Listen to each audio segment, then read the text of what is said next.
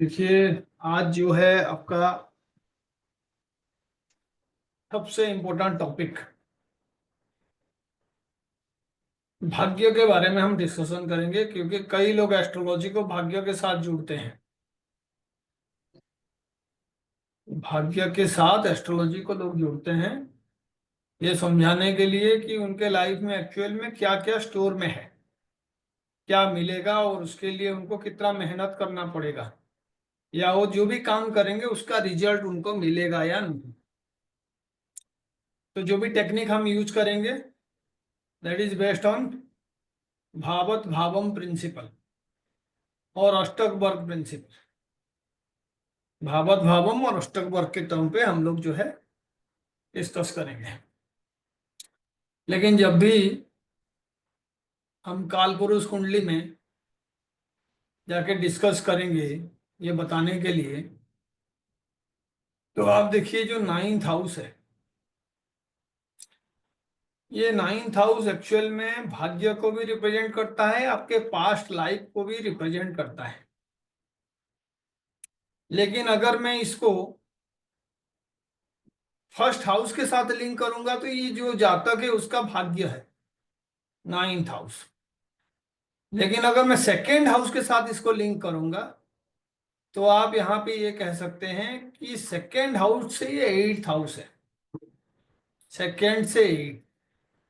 ऐसे ही third house से ये 7th हाउस है, फोर्थ से 6th हाउस है, फिफ्थ से 5th हाउस है, एंड सो ऑन।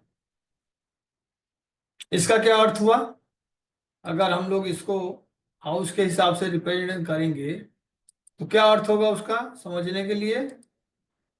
इसका जो ये अर्थ है कि अगर फर्स्ट हाउस जातक है तो जातक का भाग्य, जातक का पास्ट लाइफ, जातक के फादर के बारे में, जातक के गुरुओं के बारे में, जातक किस तरीके का जो है पिलग्रिमेज करेगा, धर्म से रिलेटेड जो यात्राएं हैं, लॉन्ग डिस्टेंस जो यात्राएं हैं वो करेगा, हायर एजुकेशन उसका कैसा होगा, धर्म के लिए उसका किस तरीके का रुझान होगा, वो सारा पता चलेगा, क्योंकि ये फर्स्ट हाउस से हम 9th को कलेक्ट कर रहे हैं। ऐसे ही सेकेंड हाउस मानिए किसी का रिलेटिव का है या बात करने का है, तो मैं उस सेंस में कहूंगा जातक का जो वाणी है उसके वजह से उसके जो ट्रांसफॉर्मेशन है उसके साथ भाग्य का एक संबंध है। किसी का भी भाग्य का जो है उसके वाणी के साथ संबंध है, वाणी ट्रांसफॉर्म करेगा। रिलेटिव्स हैं, कोई ऐसा रिलेटिव है जो उसके भाग्य के साथ लिंक्ड है, ये सेकेंड हाउस से वो पता चलेगा।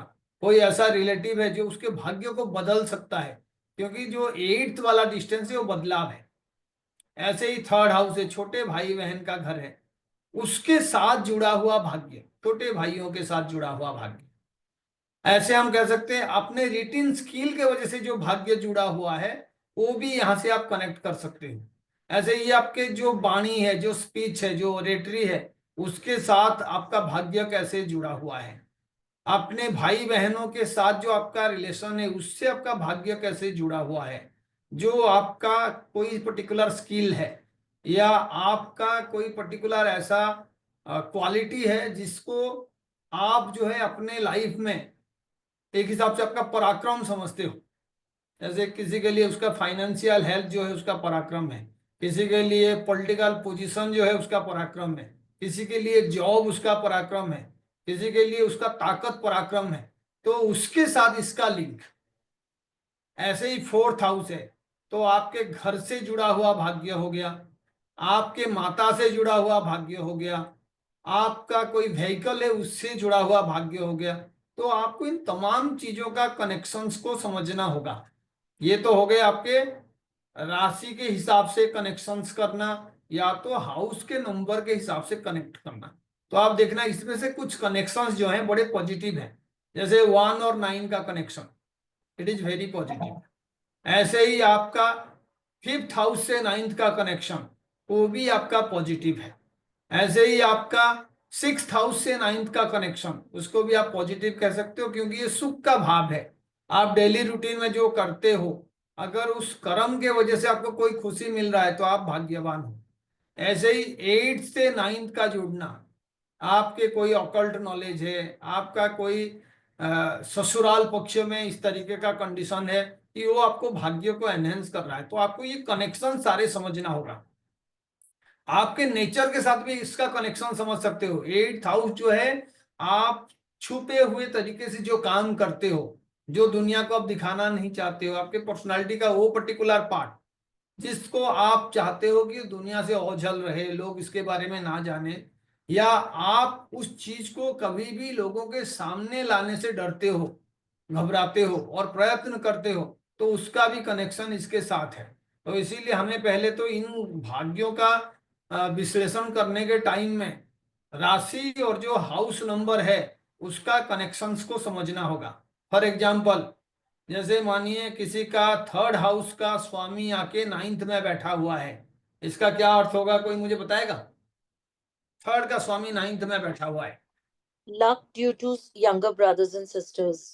Luck due to younger brother and sister, luck due to his writing skills, luck due to his, you can say efficiency और हिज स्ट्रेंथ, ये सारे जो है उसके लक का कारण है।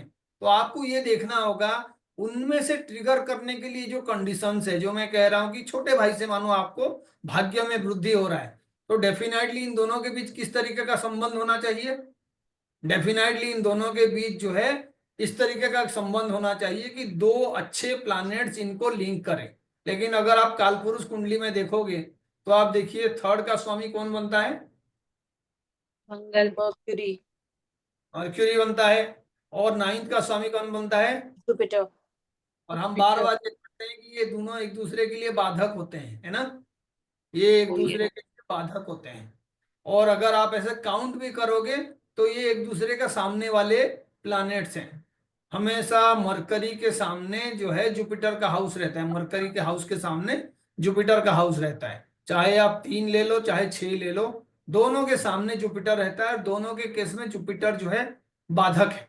तो इसका एक अर्थ ये भी है कि मैं पास्ट लाइफ के साथ इनको अगर कनेक्ट करूं, मानो किसी का जो है एरीज वाला साइन है, लग्न उसका एरीज है, तो इसका अर्थ क्या हुआ? अगर इन दोनों के बीच रिलेशन रह रहा है 3rd और 9th, तो अब हमें ये जानना होगा कि ऐसे कौन सा कंडीशन है कि 3rd और 9th के बीच एक्चुअल में रिलेशन बनेगा। Anybody who can say?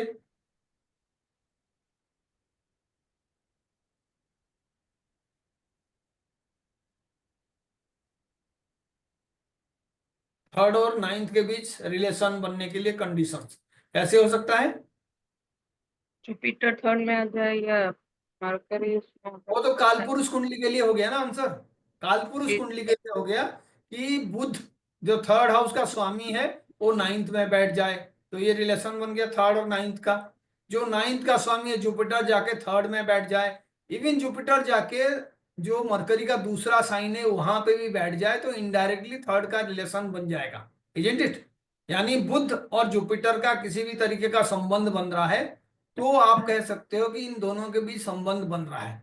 यानी जुपिटर जाके बुध के साथ रह गया, जुपिटर बुध साथ में कोई दूसरे जगह पे रह गए, जुपिटर बुध के साइन में रह गया, बुध जुपिटर के साइन में रह गया, या बुध के नक्षत्र में जुपिटर रह गया, जुपिटर के नक्षत्र में बुध रह गया, तो तमाम रिलेशंस ऐसे हैं जो यहां से बन सकते हैं। लेकिन आपको सबसे पहले ये रिलेशन आपके चार्ट के लिए सही है या नहीं है देखना है, तभी जाके आप आगे प्रोसीड करेंगे और आपका भाग्य का वृद्धि का व्यवस्था करोगे।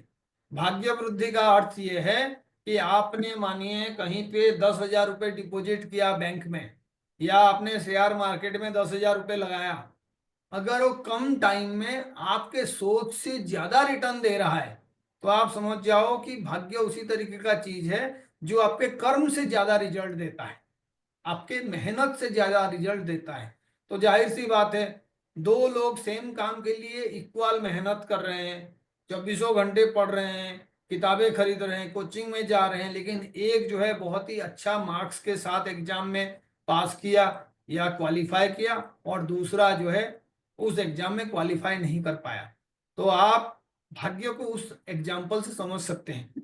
आपने जितना प्रयत्न किया उसके प्रोपोर्शनेट ज्यादा रिजल्ट मिलने को भाग्य कहते हैं, और हर कोई चाहता है अपने भाग्य को एनहेंस करना। वो चाहता है कि कम समय में उसका बहुत सारे जो इच्छाएं हैं वो पूरा। तो आप देखो, जो इच्छाओं का हाउस है, कौन सा हाउस होता है? 11th। 11th। तो इसका मतलब है कि आपका 11th का लॉर्ड अगर 9th में आ गया, तो इसका क्या अर्थ हुआ? आपके जो इच्छाएं हैं उसके साथ भाग्य का जुड़ा हुआ फल आपको मिलेगा। 11th से 11th है, लाभ से लाभ, यानी लाभ का जो रियल रीजन है वो 9th हाउस है। बात समझ गए? जैसे भागवत भाव में कहा जाता है, एक भाव का एक्चुअल अर्थ समझना है, उसके डीपर लेवल पे जाना है, तो आपको सेम नंबर काउंट करना होगा। जैसे चौथे भाव से अगर आप खुशियों का रीजन ढूंढोगे तो फोर्थ फ्रॉम फोर्थ कौन सा हाउस है? 7th। Seventh seven. House. Marital life अच्छा होगा, स्पाउस के साथ रिलेशन अच्छा होगा। तो ऐसे लोगों को देख के समाज में हर कोई कहता है यार इसका भाग्य बहुत अच्छा है, क्या स्पाउस मिला है इसको। किसी का घर बहुत सुंदर है तो देख के लोग कहेंगे यार किस्मत वाला है जिसके वजह से इतना बढ़िया घर में रहता है, इतना बढ़िया लोकेलिटी में रहता है। बहुत सुंदर गाड़ी में कोई घूम रहा है तो देखेंगे कितना बड़ा गाड़ी है, कितना लग्जरियस गाड़ी है। तो ये जो खुशी का भाव है, ये यूजुअली जो है फोर्थ और सेवेंथ का रिलेशन है, because it is fourth from fourth. तो ऐसे ही आपके लाइफ में आपके दोस्तों का क्वालिटी कैसे होगा, किस तरीके के दोस्त आपको मिलेंगे, वो भी आपको 9th हाउस बताएगा। Can anybody tell why?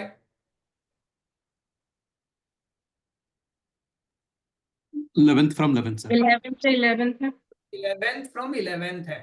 तो ऐसे ही आपके जॉब के वजह से आपका भाग्य में वृद्धि हो रहा है। आप एक बहुत बढ़िया प्रोफेशन में हो, अभी भी भाग्य का लिंक हो रहा है, लेकिन अब कोई कहेगा सर ये तो 12th हाउस में चला गया। तो ये जो चला गया 12th हाउस में वाला बात हो रहा है, या 11th का लॉर्ड 9th में आ गया तो क्या हर कोई भाग्यवान होगा? क्या फर्स्ट हाउस का लॉर्ड 9th में आ गया तो कोई भाग्यवान होगा? ये फर्स्ट एंड फाइनल कंडीशन है? तो मैं कहूंगा ऐसा नहीं है जी। आपको ये देखना होगा कि जो प्लानेट ये रिलेशन बना रहा है 9th के साथ, भाग्य के हाउस के साथ, वो प्लानेट उसका फ्रेंड है क्या? वो प्लानेट योग कारक है क्या? क्या उस प्लानेट का अष्टक वर्ग में बहुत अच्छा स्कोर है क्या? ये समझने के बाद ही ना आप भाग्य को समझ सकते हो। क्योंकि मैं हमेशा कहता हूं, एक हाउस जितना पॉजिटिव रिजल्ट देता है उसके अंदर उतना नेगेटिव रिजल्ट भी रहता है। फर्स्ट हाउस से आपका पर्सनालिटी भी पता चलेगा, आपके पर्सनालिटी का सबसे स्ट्रांग पॉइंट क्या है पता चलेगा।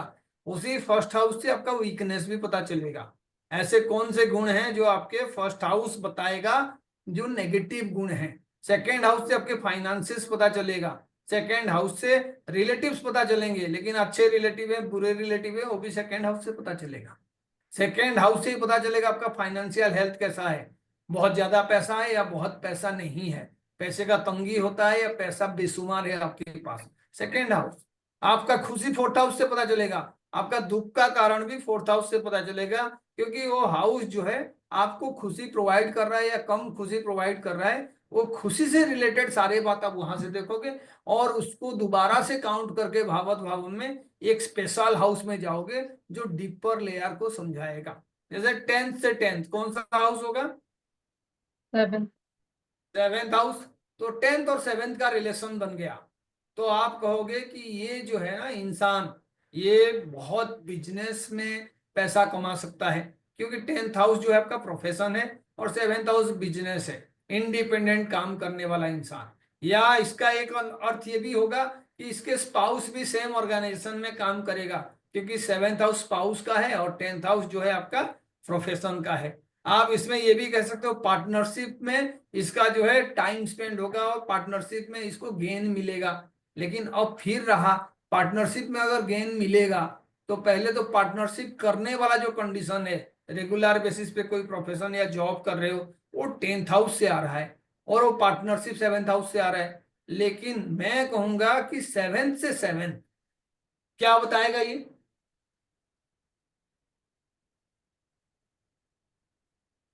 Anybody who can say?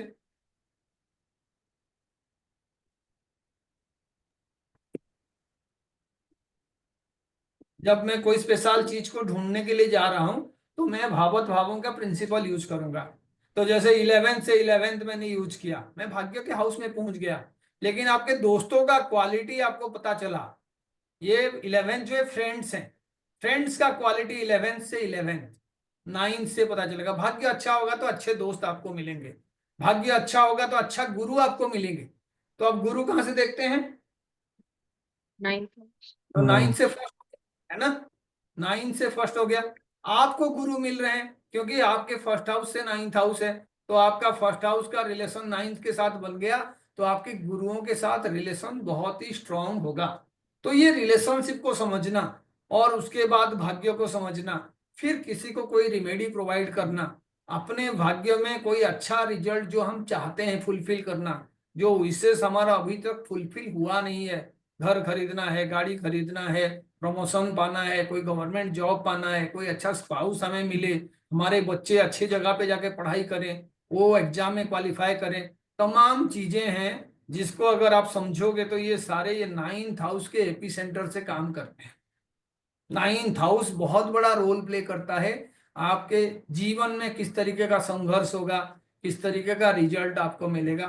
तो हम एक पर्टिकुलर वे में इसको समझने का कोशिश करेंगे, एक एक प्लैनेट को हम यहाँ पे लाके देखिए नाइन्थ हाउस में।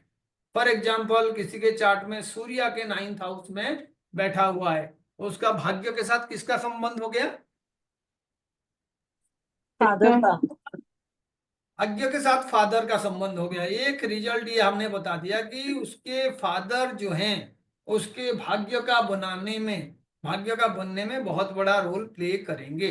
तो अब अल्टीमेटली अगर सूर्य कमजोर होगा, उसके फादर के पास कोई गवर्नमेंट जॉब नहीं है, उसके फादर का उस इलाके में कोई प्रतिष्ठा नहीं है, तब भी हम ये कह रहे हैं कि फर्स्ट हाउस का नाइन्थ हाउस से रिलेशन हो रहा है या सूर्य का नाइन्थ हाउस से रिलेशन हो रहा है, तो अच्छा रिजल्ट होगा या बुरा रिजल्ट होगा, ये जानने के लिए सबसे पहला प्रिंसिपल आप यूज करोगे कि उसके चार्ट में एक्चुअल में सूर्य कौन से हाउस का स्वामी है। तो अब बताओ, एरीज लगन का कुंडली है और सूर्य जो है आके नाइन्थ हाउस में बैठा हुआ है, उस इंसान का भाग्य अच्छा होगा या नहीं होगा? क्या होगा सर? अच्छा होगा सर। अच्छा होगा। फिफ्थ का लॉर्ड कब अच्छा होगा? Fifth Lord in ninth house. कब अच्छा होगा? उसके दशा या अंतरदशा में सर? उसके दशा या अंतरदशा में। और कब अच्छा होगा? जब उसके बच्चा हो जाए, जब फादर बनेगा। जब वो फादर बन जाएगा। Are you getting it? Yes. Father बन जाएगा, जब वो खुद सूर्य बन जाएगा तो उसको भाग्य में उद्रेक होगा। इसका मतलब है उसका फर्स्ट चाइल्ड के बर्थ के बाद उसका जो है जीवन में बहुत बड़ा परिवर्तन आएगा। अब आप कनेक्ट कर पा रहे हो चीजों को? जी यस सर। सर। तो ये सूर्य जो है यहाँ पे आ रहे हैं, लेकिन उसके बच्चे होने के बाद या उसके बच्चे कोई अच्छा स्किल्स अगर सीखते हैं, एज ए फादर वो बच्चों को कोई अच्छा जो है गुण सिखाता है, बच्चों का धर्म के लिए किसी तरीके का इंक्लाइनेशन रहता है, घर में पूजा पाठ होता है, बड़े बुजुर्गों का सम्मान होता है, उसके बच्चे एक्चुअल में उसके भाग्य को लेके आएंगे। और उन बच्चों को जैसे जैसे वो धर्म के बारे में, सनातन के बारे में, ज्ञान के बारे में, हायर एजुकेशन के बारे में, दूसरों को रेस्पेक्ट देने के बारे में, गुरु के बारे में अच्छे गुण सिखाएगा, अच्छा स्किल सिखाएगा, ये बच्चों के साथ साथ उनका भी भाग्य का उदय होगा।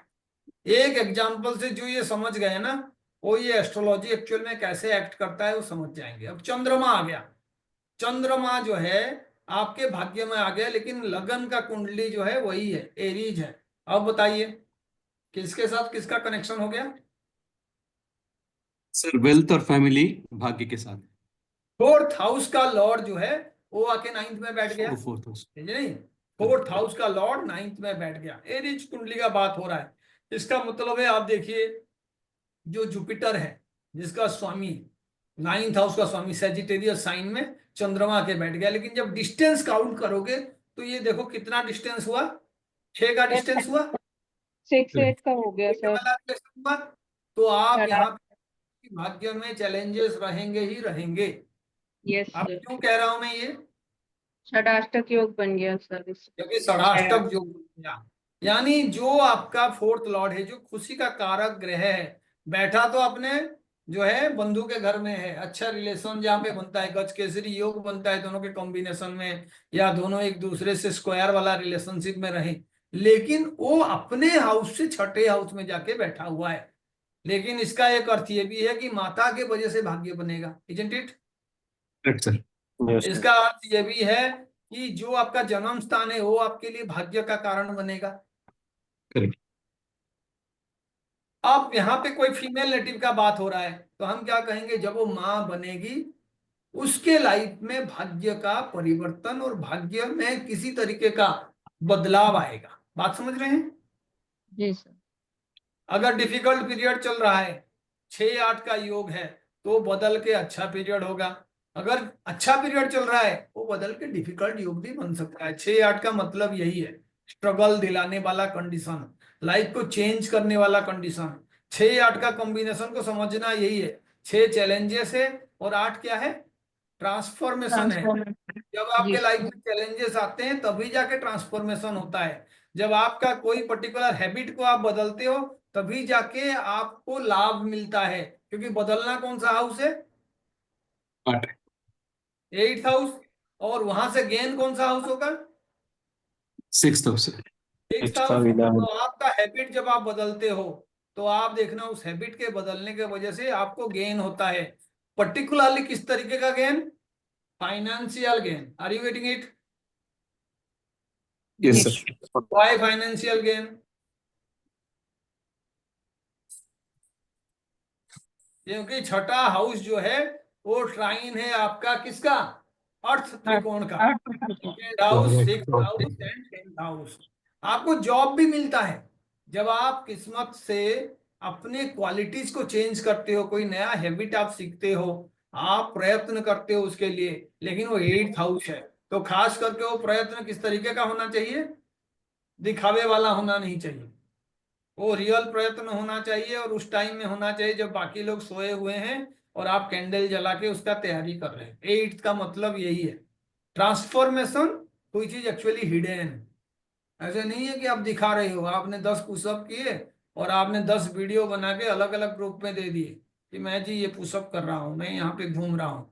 तो जो बदलाव आप छुपा के करते हो और ऑल ऑन ए सडन लोगों को पता चलता है, अरे ये क्या हो गया, इस इंसान ने गाड़ी खरीद लिया, इस इंसान ने घर खरीद लिया, इस इंसान को जॉब मिल गया, ये इसमें क्वालिफाई कर गया।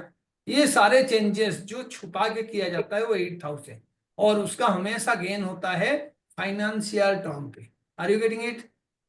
Yes sir. कोई कहेगा छठे का लॉर्ड 9th में आ गया, तो बहुत सारे लोग कहेंगे स्ट्रगल कराने वाला लॉर्ड जो है वो 9th में आ गया है, तो इसका मतलब है वो स्ट्रगल कराएगा। लेकिन इसका अर्थ ये भी है कि आपको फाइनेंशियल गेन करने से ही आपका भाग्य में वृद्धि होगा। यानी छठा हाउस अर्थ त्रिकोण को रिप्रेजेंट करता है। अगर आपने अपना फाइनेंसिस चेंज किए, आपका पैसे वाला जो आदत है आपने सुधारा, तो अल्टीमेटली आपको भाग्य में वृद्धि होगा।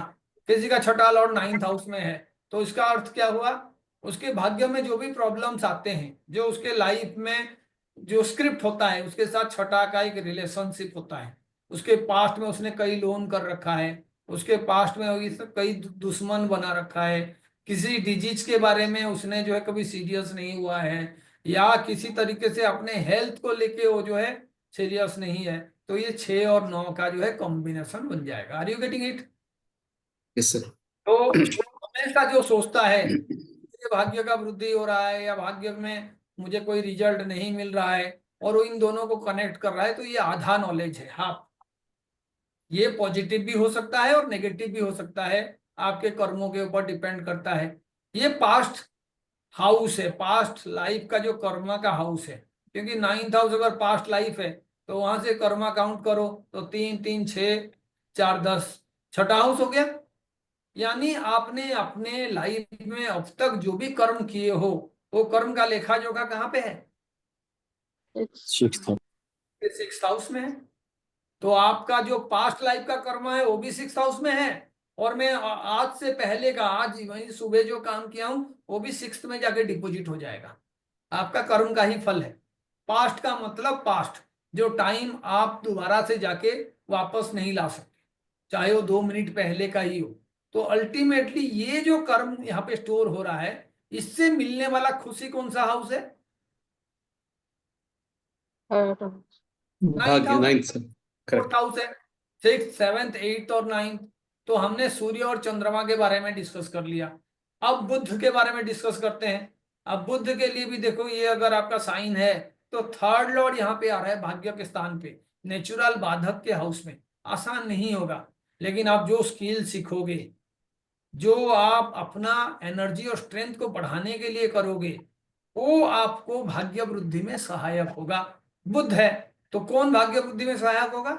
आपका एजुकेशन, जो डिग्री आप हासिल करोगे, आपका बोलने वाला कला, आपका मैथमेटिकल टैलेंट, आपका बिजनेस एक्यूमेन, आपके छोटे भाई बहन के साथ जिस तरीके का रिश्ता आपने बनाए हो, उनके साथ कोई पार्टनरशिप का आप प्लान कर रहे हो।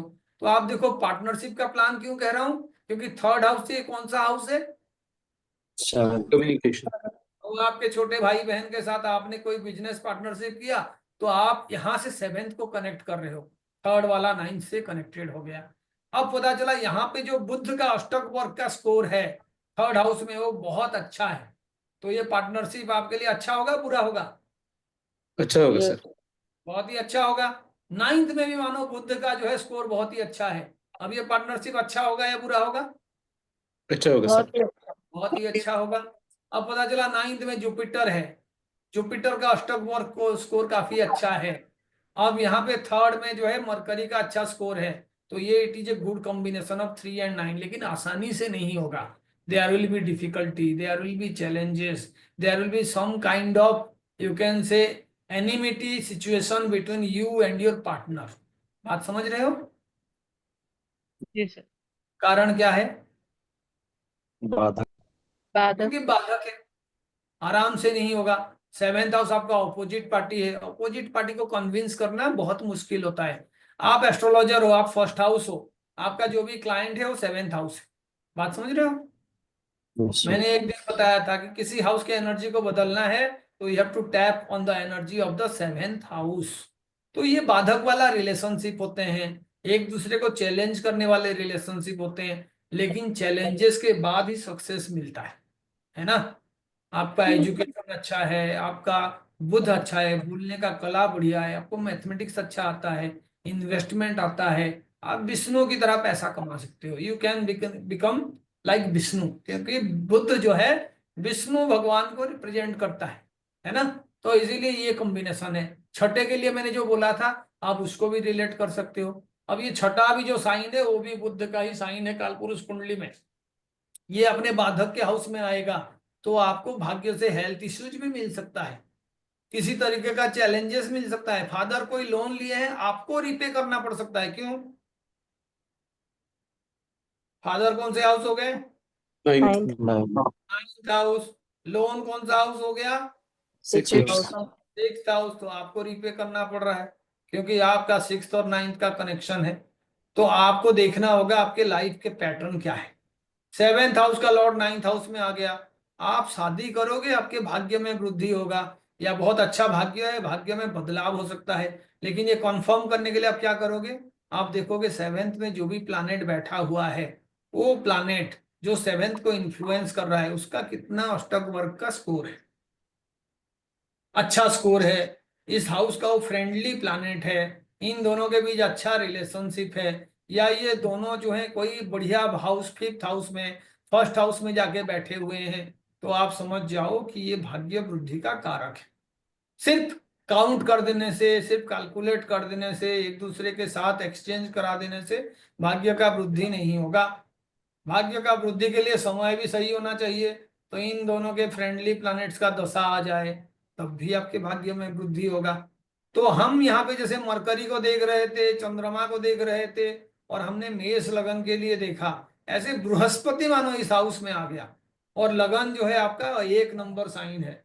तो कोई बताएगा मुझे उसके भाग्य वृद्धि के साथ किसका रिलेशन है?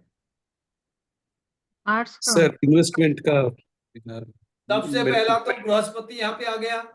बेसिक रूल ये कहता है कि कोई भी हाउस में जो प्लैनेट बैठा हुआ है उसका बहुत बड़ा रोल होता है। इसका मतलब है हायर एजुकेशन से, उसका मतलब है किसी तरह का धर्म अनुष्ठान वगैरह करके अपने भाग्य में वृद्धि किया जाता है। हायर एजुकेशन, आपका लॉन्ग डिस्टेंस जर्नी, ये सारे चीजें जो है यहाँ से पता चलता है।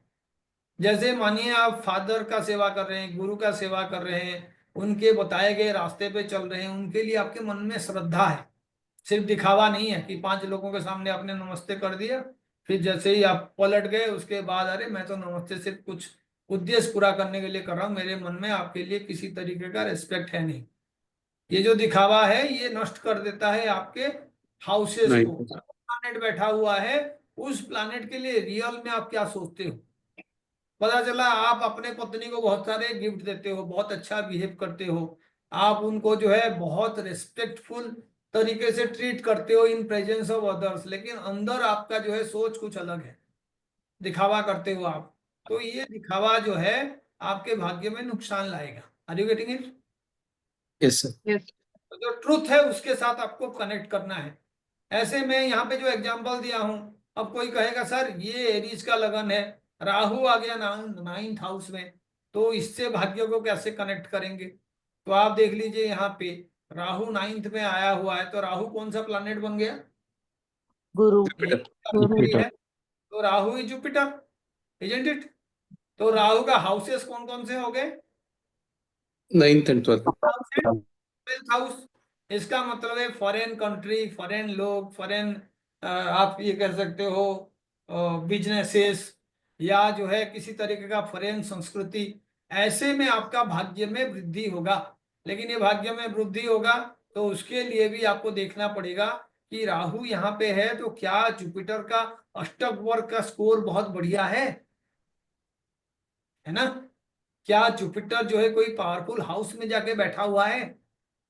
तब वो राहु से काउंट हो जाएगा उसका डिस्टेंस, और आप वो कैलकुलेशन करो। फॉर एग्जांपल राहु आपका यहाँ पे है और जुपिटर जो है जाके बैठ गया ये फोर्थ वाला साइन में, अब क्या कॉम्बिनेशन बन गया? 6-8 का। पर सर वो तो अच्छा का हो गया ना। कॉम्बिनेशन बन गया, 6-8 का कॉम्बिनेशन बन गया, लेकिन यहाँ पे जुपिटर एक्सल्टेड बन गया, एग्जॉल्टेड हो गया। जी सर। एक्सल्टेड हो गया। यानी आप अगर हायर एजुकेशन के लिए कोई फॉरेन कंट्री जाते हो, या आप कोई दूर घर खरीदते हो, कोई गाड़ी खरीदते हो, कोई रियल एस्टेट कंपनी के साथ रिलेटेड हो जाते हो, कोई गाड़ी बेचने वाला कंपनी के साथ रिलेटेड हो जाते हो, तो अल्टीमेटली जो राहु आपको एक्चुअल में ट्रांसफॉर्मेशन दिलाएगा वो बहुत क्विक होगा, क्योंकि राहु जो है एक्चुअल में जुपिटर वाला काम कर रहा है ना? और हम जो है राहु को अभी एक अच्छा प्लानेट नहीं कह के हम कहेंगे 2 हाउसेस का स्वामी है। लेकिन याद रखिए राहु केतु 12th हाउस का जब भी स्वामी बनते हैं उनके अंदर एनर्जी बहुत ज्यादा होता है ना? 12th house they are very near to the sun, position के हिसाब से जब देखोगे तो फर्स्ट हाउस में एक्सल्टेशन एनर्जी जो है वो सूर्य का होता है, और जो आपका मंगल का साइन है उसी के जस्ट विपरीत जो नेक्स्ट हाउस है उसको इन्फ्लुएंस करने वाले हाउस में आ गया, तो अल्टीमेटली उनका पावर बढ़ जाता है लड़ाई झगड़ा करने में। उनके लिए कहा जाता है सूर्य चंद्र विमर्दनम, यानी वो इतने पावरफुल हैं जो सूर्य और चंद्रमा को एक साथ हरा सकते हैं। तो इसीलिए आप इसके तरीके से इन चीजों को देखोगे। राहु हो गया, तो राहु की जो चीजें हैं वो आपके भाग्य में परिवर्तन लाएगा। तो राहु की चीजें हैं क्या? कोई बिजनेस Foreign. आता है और राहु जो है 9th हाउस में है, तो which are the products which defines Rahu? Sir, electronics, internet, और इलेक्ट्रॉनिक्स, इंटरनेट हो गया, या कोई शू लेदर का काम हो गया, या कोई केमिकल्स हो गए, पॉइजन्स हो गए, ये सारे चीजें भी राहु के साथ रिलेटेड है। Are you getting it? yes, sir. तो आपको लेकिन आंखें बंद करके भाग्य को समझने के लिए ये नहीं करना है कि राहु बैठ गया तो राहु के ही प्रोडक्ट यूज करेंगे। आपको देखना है उसका डिस्पोजिटर का क्या पोजीशन है, उसके आसपास में कौन कौन से प्लानेट बैठे हुए हैं, राहु के ऊपर एस्पेक्ट किसका है। मानिए राहु के ऊपर मंगल का एस्पेक्ट है, राहु के ऊपर सूर्य का एस्पेक्ट है, राहु के ऊपर चंद्रमा का एस्पेक्ट है, क्या अर्थ हो गया इसका? तो राहु जो है राहु आपको दोष। नुकसान ज्यादा पहुंचाएगा। बात समझ गए? नुकसान ज्यादा पहुंचाएगा। तो आपको ये समझना है कि जो प्लानेट मेरे भाग्य को एक्चुअल में इन्फ्लुएंस कर रहा है वो पॉजिटिवली कर रहा है या नेगेटिवली कर रहा है, उसका स्थिति क्या है, क्या वो अच्छे घर में जाके बैठा हुआ है, क्या वो अच्छे नक्षत्र में जाके बैठा हुआ है, वो उस चार्ट में योग कारक है या नहीं है। लेकिन आप रिलेट बड़े आराम से कर सकते हो, क्योंकि भाग्य का हाउस है, भाग्य में वृद्धि होगा या नुकसान होगा मेनली उस प्लानेट के वजह से होगा जो यहाँ पे आके बैठा हुआ है। जैसे मंगल आके बैठ गया 9th हाउस में, आपके भाग्य के हाउस में, तो इस चार्ट में मंगल होगा तो आप देखो मंगल 1 और 6 दोनों हाउस का स्वामी है, इजंट इट? Yes, sir. लगन का स्वामी है, तो इसीलिए योग कारक तो आप कहोगे, लेकिन साथ ही साथ वो 6ठे हाउस का स्वामी है। तो इसीलिए मंगल का दशा में पहला हाफ वाला जो रिजल्ट है ना, वो भाग्य वृद्धि का कारक होगा। दूसरे हाफ में आपको प्रिकॉशन रखना होगा, क्योंकि ये 8th का स्वामी है मंगल, है ना, सॉरी 6th कह रहा था मैं, 8th का स्वामी है। तो आपको दूसरे हाउस में ट्रांसफॉर्मेटिव काम करना है। फॉर एग्जाम्पल मंगल का दशा पीरियड कितने साल का होता है? 10 years, मंगल का 10 दशा पीरियड होता है 7 7 ईयर, 7 years. 7 साल। तो 7 ईयर्स में 3.5 साल तो मंगल जो है फर्स्ट हाउस का रिजल्ट देगा, बाकी 3.5 साल किसका रिजल्ट देगा? 8th हाउस का, तो 8th हाउस. आपको फर्स्ट हाउस में अपने पर्सनालिटी को शो ऑफ करना है, आप अपना खुद के स्टेटस को बढ़ाना है। आप जो भी कर रहे हो सारे पॉजिटिव रिजल्ट्स देंगे। लेकिन जैसे ही मंगल का दूसरा दशा आ जाएगा, इन तमाम चीजों से दूर हटके आपको कुछ ऐसे स्किल सीखना है, ऐसे चीजें करना है जिससे आपका बनाया हुआ प्लान, बनाया हुआ बिजनेस, बनाया हुआ सोर्सेस, वो सारे लोगों के एक्चुअल जो व्यू के पेरीमीटर से बाहर रहे। Are you getting it? ये मंगल आपके लिए लाभदायी कब होगा? जब आपका छोटे भाई के साथ रिलेशन अच्छा हो, क्योंकि मंगल छोटा भाई है। ये मंगल आपके लिए लाभदायी कब होगा? जब आपके इन लॉज के साथ रिलेशनशिप अच्छा होगा, क्योंकि इस पर्टिकुलर कुंडली में मंगल जो है इन लॉज को भी रिप्रेजेंट कर रहा है, ट्रांसफॉर्मेशन को भी रिप्रेजेंट कर रहा है। तो जब ट्रांसफॉर्मेटिव तरीके से आप अपने एनर्जी को यूज कर रहे हो, पहले एनर्जी वेस्ट कर रहे थे, अभी आप यूज कर रहे हो। पहले कोई ट्रिवियल जॉब कर रहे थे, अभी कोई नया बिजनेस कर रहे हो, नया जो है स्किल सीखे हुए हो। तो ये आपका बॉडी को भी रिप्रेजेंट करता है, क्योंकि फर्स्ट हाउस आप खुद हो। तो पता चला आप जो है बॉडी बिल्डिंग का कोर्स कर रहे हो, कोई जिम ट्रेनर बन गए हो, या आप अपने लिए कोई जिमिंग टाइमिंग निकाल लिए हो, आप अपना स्किल्स को एनहेंस करने के लिए फर्स्ट हाउस से रिलेटेड कोई स्किल आप सीख रहे हो, आप अपने पर्सनालिटी को एनहेंस करने के लिए कोई तरीका ढूंढ रहे हो। ये तमाम चीजें जो है आपके भाग्य में वृद्धि का कारक होगा। लेकिन कारक होने का श्योर शॉर्ट कंडीशन क्या होगा? जब ये 9th हाउस में बैठा हुआ मंगल का अष्टक वर्क स्कोर बहुत अच्छा है। Isn't it? Yes, sir. अब ऐसे ही और एक प्लानेट बच गया, वीनस। वीनस आके यहाँ पे बैठ गया, तो वीनस जो है 7th का लॉर्ड है, यहाँ पे आके बैठ गया, है ना। तो आपका जो 7th हाउस है उसके साथ भाग्य का कनेक्शन है। आप उससे रिलेटेड क्या कर रहे हो वो भाग्य से आपको पता चलेगा। वीनस का स्कोर बहुत ही अच्छा है यहाँ पे, तो आपको बहुत अच्छा रिजल्ट्स मिल सकता है आफ्टर मैरिज। यहां से 7th हाउस आपका 11th है, यानी आपका भाग्य का वृद्धि के साथ ये 7th हाउस का रिलेशन होगा। आपका जितना रिलेशनशिप धीरे धीरे धीरे धीरे ग्रो करेगा, पॉजिटिव होता जाएगा, आपके भाग्य का वृद्धि होगा। आप जीवन में जैसे जैसे भाग्य का वृद्धि करते जाओगे तो आप ये समझोगे कि आपका रिलेशनशिप स्ट्रोंगर से स्ट्रोंगर बन रहा है। उल्टा नहीं है कि आपका भाग्य बढ़ रहा है और यहाँ पे वाइफ के साथ रिलेशन खराब है। It will never happen, it will always go parallel. अब आप कहोगे दोनों स्पाउस में से एक पर्टिकुलर स्पाउस है जो अपना ड्यूटी नहीं निभाता है, दूसरा बहुत ही डेडिकेटेड है, तो आप ये समझ जाओ कि इस रिलेशनशिप की वजह से जो आपको दुख मिल रहा है उसके साथ भाग्य का कॉम्पेंसेशन करने का कंडीशंस रहेगा। पता चला आपका स्पाउस आपका केयर नहीं ले रहा है, लेकिन आप खुद हायर एजुकेशन का अच्छा डिग्री पा सकते हो, रिसर्च वगैरह कर सकते हो, आप कहीं दूर जगह जाके सेटल हो सकते हो, प्रोफेशनल फ्रंट पे आप अच्छा कर सकते हो, आप अपने माँ बाप के लिए खुशी का कारण बन सकते हो। तो आप देख रहे हैं इसका रिजल्ट किसी ना किसी तरीके से आपको मिलेगा। बहुत सारे प्रॉपर्टीज आपको मिल सकता है। तो ये सारे चीजें आपको देखना होगा। किसके बेसिस पे देखोगे? जो प्लानेट यहाँ पे बैठा हुआ है और उसके डिस्पोजिटर का क्या स्ट्रेंथ है, और वो कौन से हाउस से कहाँ पे बैठा हुआ है।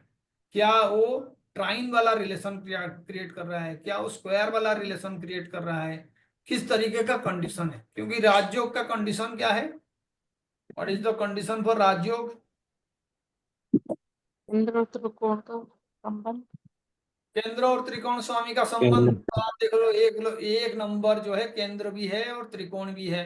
तो जब 1 और 9 साथ में बैठ गए, 1 और 9 एक दूसरे के घर में बैठ गए, ये 1 और 9 आमने सामने बैठ गए 1 के हाउस में या 9 के हाउस में, या इनके जो कोई एक्स्ट्रा हाउस है उनमें रिलेशन बन गया, तो भी ये 1-9 का रिलेशन बन जाएगा जो एक राजयोग है। लेकिन मैं अभी बताऊंगा कि फर्स्ट का लॉर्ड और नाइन्थ का लॉर्ड आके 10th हाउस में बैठे हुए हैं, 7th में बैठे हुए हैं, 4th में बैठे हुए हैं या फर्स्ट में बैठे हुए हैं, तो इनमें से कौन सा कंडीशन सबसे अच्छा होगा? 1 और 9 तो बैठ गए साथ में, तो फर्स्ट हाउस में बैठे हैं, एक कुंडली में 4th हाउस में बैठे हैं, एक कुंडली में 7th में बैठे हैं, एक में 10th में बैठे हैं, तो कौन सा अच्छा है? 10th। बेस्ट है। स्क्वायर के टर्म पे 10th हाउस, स्क्वायर के टर्म पे 10th हाउस, क्योंकि 10th हाउस को सबसे अच्छा जो है माना जाता है। उसका एक दूसरा कारण भी है, 9 का लॉर्ड 10 अपने से सेकंड हो गया। अच्छा, 10 और 4 भाग्य का वृद्धि। रिलेशन बनाया, ऐसे ही अब भाग्य 5th हाउस में वृद्धि। बैठ गया। अब देखो, फर्स्ट का लॉर्ड 5th में बैठा, तो 9th का लॉर्ड 9th में हो गया। तो ये अच्छा रिलेशन है कि 9th में आगे बैठ गए, और दोनों ही 9th में बैठ गए, तो 9th का लॉर्ड 9th में बैठ गया और फर्स्ट अपने से 9th में बैठ गए, इजंट इट? तो आपको ना ऑर्डर बनाना होगा। अब मैं कर्क लगन के लिए यही सवाल पूछूंगा आपको कि किसी कर्क लगन के कुंडली में जो है चंद्रमा आके 9th हाउस में ना अच्छा है आपके हिसाब से? एनीबॉडी यू कैन से, पहले से देख लो और उसके बाद बताओ। सर चंद्रमा आके 6-8 9th हाउस में, रिलेशन, 6-8 रिलेशन हो जाएगा सर। तो आप देखो चंद्रमा आके 9th हाउस में बैठा है, इजंट इट? चंद्रमा 9th हाउस में बैठा है, तो आप देखो 4 5 6 7 8 9 10 11 और 12 है ना? यानी चंद्रमा कौन से साइन में बैठ गया? Sir Pisces। जुपिटर की साइन में बैठा, पाइसेस में। पाइसेस के साइन में चंद्रमा बैठ गया, है ना? चंद्रमा अपने से 9th में बैठा हुआ है, लेकिन पाइसेस के साइन में बैठा हुआ है। देखिए, पाइसेस नैसर्गिक खर्च का हाउस है, पाइसेस नैसर्गिक डोनेशनशिप का हाउस है, लॉन्ग टर्म इन्वेस्टमेंट का हाउस है, प्राइवेसी का हाउस है, स्पिरिचुअलिज्म का हाउस है। तो इसीलिए चंद्रमा अगर यहाँ पे आके बैठ गया, आपका भाग्य वृद्धि होने के लिए लॉन्ग जर्नीज बहुत काम में आएंगे, क्योंकि चंद्रमा भी जर्नीज को रिप्रेजेंट करता है ना? पहले लोग एक जगह से दूसरे जगह में शिप के सहारे, नाव के सहारे जाते थे। Water was the main source for transportation long distance journey के लिए। तो वहां से ये चंद्रमा और जो ये 12th हाउस रिलेशन है, वो लोग रिच होते थे जो फॉरेन कंट्रीज को जाते थे अपने जहाज में, नाव में सामान लेके और बिजनेसेस करते थे। गजकेसरी योग का कॉम्बिनेशन यहाँ पे भी दिखेगा, लेकिन यहाँ पे आप जब घर से दूर जाओगे, कोई दूर जगह जाओगे, एक जगह से नहीं बैठ के आने जाना वाला जो बिजनेसेस है उस पे इन्वॉल्व रहोगे, तब आपका भाग्य में वृद्धि होगा। क्योंकि चंद्रमा चंचल प्लानेट है, चंद्रमा जो है रेस्ट पे कभी भी नहीं रहता, उसके गुण को आपको फॉलो करना होगा। चंद्रमा माँ आपके भाग्य वृद्धि का कारण होगा, तो आप कहीं पे भी रहो अपने मदर को साथ में रखो, आपके साथ भाग्य हमेशा रहेगा। कोई वृद्धाश्रम में किसी तरीके का डोनेशंस देते रहो, चंद्रमा 12th हाउस में है, काम में आएगा। किसी देवी माँ का आराधना आप करो, उनका कोई मंत्र उच्चारण करो, स्पिरिचुअलिज्म में आप कोई देवताओं को पूजा करने के जगह पे माँ का ही पूजा करो, क्योंकि चंद्रमा यहाँ पे आया हुआ है, भाग्य वृद्धि करेगा। ये आपको कनेक्ट करना होगा। भाग्य वृद्धि होगा जब आप एक लेडी हो और आप माँ बन जाती है, जब आपका मदर के साथ आपका रिलेशन बहुत अच्छा होता है, आप एक पुरुष हैं और चंद्रमा यहाँ पे बैठा हुआ है, तो इसका मन है कि मन जो है आपका किसी भी तरीके का कोई डोनेशंस करने के टाइम में जितना ज्यादा रिलैक्स रहेगा उतना अच्छा। ये सोचना नहीं है कि भाई मेरा चंद्रमा यहाँ पे है, ये चीज को देने के बाद क्या होगा। आप जितना डोनेशंस करेंगे उसका 10 गुना पैसा आपके पास आएगा। ये आपका एक्चुअल एस्ट्रोलॉजिकल रीजंस है। सर क्योंकि वीनस होगा। अब वीनस के लिए देखेंगे, चंद्रमा पे डिस्कशन कर रहे हैं, तो चंद्रमा ये भी जल तत्व का राशि है, ये भी जल तत्व का राशि है, बहुत ही अच्छा कॉम्बिनेशन होता है। जल तत्व का कोई प्लानेट जल तत्व में जाके बैठ जाए, है ना? लेकिन जैसे ही उसका डिग्री कम होता जाएगा या डिग्री बहुत ज्यादा होता जाएगा, तो अल्टीमेटली यहाँ पे देखो जो है 12 और 1 का कॉम्बिनेशन बन जाएगा, गंडांत पॉइंट वाला। बहुत डिफिकल्ट ट्रांसफॉर्मेशन होता है, माँ के वजह से ऐसा इंसान बहुत परेशान रहेगा जिसका चंद्रमा 29 डिग्री में, 28 डिग्री में, इस एरीज के आसपास है या एरीज के शुरू वाली डिग्री में है। गंडांतो इफेक्ट जो है काफी स्ट्रांग होगा उसके लिए। अगर ये 12 साइन का बिल्कुल पास में रहेगा, शनि का इफेक्ट काफी ज्यादा होगा। बहुत छोटे छोटे बातों में परेशान होने वाला इंसान होगा। शनि का अगर दृष्टि पड़ रहा है तो इस भाग्य में उसका हार्ड लेबर करने का, परिश्रम करने का रिक्वायरमेंट होगा ही होगा। तो आपको ये भी देखना है कि जो चंद्रमा है इसके ऊपर किसका एस्पेक्ट पड़ रहा है, चंद्रमा कितने डिग्री में है, उसका डिस्पोजिटर जुपिटर कहाँ पे बैठा हुआ है, चंद्रमा का अष्टक वर्ग स्कोर क्या है, जुपिटर का अष्टक वर्ग स्कोर क्या है। उसके बाद आप किसी के लिए भी रिमेडीज जो है निकाल पाएंगे। शनि का राशि है, वो आपका लगन बन गया। आप बताइए, अगर बुध जो है 9th हाउस में रहेगा तो अच्छा है या बुरा है? अच्छा है सर, फ्रेंड साइन। तो शनि का 10th साइन है, तो आप देखो 9th हाउस जैसे ही कैलकुलेट करोगे, ऐसे तो बाय डिफॉल्ट आप किसी भी पर्टिकुलर राशि से 5th और 9th में जाओगे तो उसका फ्रेंडली प्लैनेट का ही साइन पहुंचता है। लेकिन यहाँ पे कॉम्बिनेशन देखो, शनि का लगन है और 9th हाउस जो है बुध का राशि गया, और बुध भी 9th में बैठा हुआ है, तो बुध तो एक्सल्टेड होता है, इजंट इट? ऐसे Yes, इंसान का भाग्य कौन बनाएगा जिसका बुध एक्सल्टेड है और 9th हाउस में है? बुध सर। इंटेलिजेंस। कौन? हाँ जी, who will create the fate of this person? बच्चे सर, बच्चे इसका लेते बुध जो है 9th हाउस में है, उसकी बेटी definitely that person himself, definitely that person himself. क्योंकि आप देखो बुध अपने ही साइन में एक्सल्टेड है ना।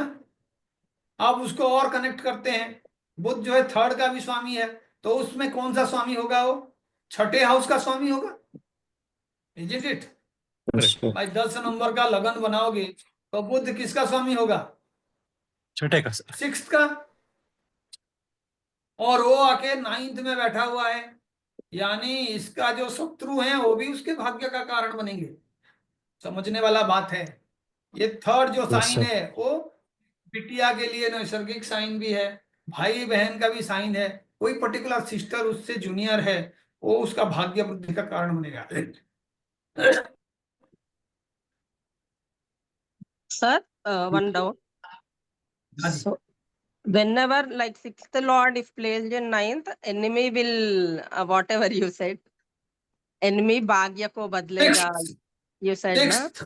सिक्स्थ प्लैनेट 9th में बैठ गया, ठीक है। इसका मतलब आप सिंपल समझिए, 6th हाउस से रिलेशनशिप विद योर भाग्य है ना। भाग्य खराब भी हो सकता है, अच्छा भी हो सकता है। कहां से देखोगे? 9th हाउस बताएगा उसका एनर्जी कैसा है, किस तरीके का एनर्जी उसको मिला है।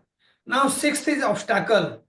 ऑब्स्टैकल जो है आपके भाग्य में आएगा ही आएगा, चैलेंजेस शुड बी देयर। लेकिन मैं बार बार कहता हूं, 6th का मतलब ये भी है कि आपका लोन लेने का टेंडेंसी, आपका दुश्मन बनाने का टेंडेंसी, नो टॉकिंग प्लीज, आपका किसी तरीके का हैबिट आपका भाग्य का कारण बनेगा। अच्छा और बुरा इसको आप रिलेट कर सकते हो। जो अच्छा करता है अच्छा फल मिलेगा, है ना। अच्छा फल डेफिनेटली मिलेगा। तो आप जो है डेली रूटीन में एक्सरसाइज करते हैं, आपके हैबिट्स अच्छा है, आप जो है बिना बात के दुश्मनी नहीं करते हैं, आप जो है फाइनेंशियल जो है इंटेलिजेंस आपका सही है, कौन सा चीज करना है कौन सा नहीं करना है, कितना लोन लेना है, लोन का पेमेंट कैसे करना है, ये सारे हैबिट्स जो हैं आपके भाग्य का वृद्धि का कारण होंगे। पता चला आप उल्टा कर रहे हो, आपका इनकम जो है 50,000 है और 60,000 का ईएमआई बना दिया आपने। आप जो है हर बात पे लोन लेना चाहते हो, बिना सोच के आप खर्च करना चाहते हो, किसी को भी कुछ बोल देते हो, किसी के पीछे भी पड़ जाते हो दुश्मनी निभाने के लिए, बदला लेने का भावना आप में बहुत ज्यादा है। अब आप कहोगे सर मेरा भाग्य में वृद्धि कैसे होगा? तो ऐसे लोगों का भाग्य वृद्धि कराने के लिए हम जो है एस्ट्रोलॉजी पढ़ाते नहीं है ना। भाग्य तो आप ही बढ़ाओगे, आपका 6ठे हाउस से भाग्य बढ़ेगा। 6ठा हाउस आपका चैलेंजेस का है, 6ठा हाउस कंपटीशन का है। जब आप जो है कॉम्पिटिटिव होके पढ़ोगे, कोई बच्चा है एजुकेशन उसका 12th में है, वो जो है अपने स्कूल में जो फर्स्ट सेकंड आ रहे हैं उनके साथ कॉम्पिटिटिव मोड पे पढ़ाई कर रहा है, तो आप उसका भाग्य वृद्धि को इसके साथ रिलेट कर सकते हो, भाग्य में वृद्धि होगा, उसका हैबिट सही है, क्योंकि छठे हाउस 9th हाउस के साथ रिलेटेड है। छठा सिर्फ खराब हाउस नहीं है, छठा हाउस जो है 7th से 12th है। पत्नी जो लॉन्ग टर्म इन्वेस्ट करती है वो भी छठा हाउस, आप जो ट्रांसफॉर्मेशन करते हो उससे जो गेन है वो भी छठा हाउस है। आपके भाग्य में जो चीजें हैं, हायर एजुकेशन, आपका पिलग्रिमेज, फादर के लिए रेस्पेक्ट, आपको जो गुरु मिले हैं, वहां से आपको जिस तरीके का प्रोफेशन या काम करने के लिए कोई आपको स्किल मिलेगा, 10th हाउस है वो, 9th से 10th है ना। भाग्य में जो कर्म लिखा हुआ है वो आपका 6th डिसाइड करता है, आप एक्चुअल में कौन से कर्म करोगे। आप नहीं कर रहे उस कर्म को तो भाग्य खराब होगा, क्योंकि भाग्य से कर्म है। आप जो भी जॉब करते हो, कोई गवर्नमेंट जॉब आपको मिल गया, बड़े आराम से जॉब मिल गया आपको, इसका मतलब है आपका 9th और 6th का एक डायरेक्ट कनेक्शन है। From 9th 6th is a better condition. मेरे कुंडली में जो है मेरा 8 नंबर का लगन है, तो आप देखो छठे का स्वामी कौन बना, Mars. मार्स बना, and Mars is in my 9th house, है, डेबिलिटेटेड है, लेकिन स्टिल इट इज क्रिएटिंग भाग्य for me. Are you getting it? जो मार्स है वो 6th का लॉर्ड है, लेकिन 9th में बैठा हुआ है, इट इज क्रिएटिंग भाग्य, Because it's also तो your जॉब मिलने वाला ascendant lord. कॉम्बिनेशन है। असेंडेंट लॉर्ड तो है ही, लेकिन 6th लॉर्ड का काम कर रहा है। मैंने रिजल्ट देखने के लिए आपको तरीका बताया था। कोई भी घटना आपके लाइफ में तभी होता है जब आपका टाइम और आपका चार्ट, ये दोनों पैरेलली काम करते हैं, एक दूसरे के साथ मिलके काम करते हैं, है ना। आपको वो लेवल पे जाके चेक करना होगा। तो आप उसमें देखिए 6th लॉर्ड 9th में बैठा हुआ है, फर्स्ट लॉर्ड 9th में बैठा हुआ है, तो दोनों रिजल्ट आपको मिलेगा, फर्स्ट लॉर्ड 9th में, 6th लॉर्ड 9th में, इजंट इट। 6th जो है किसी भी तरीके का बीमारी का भी कारक हाउस है।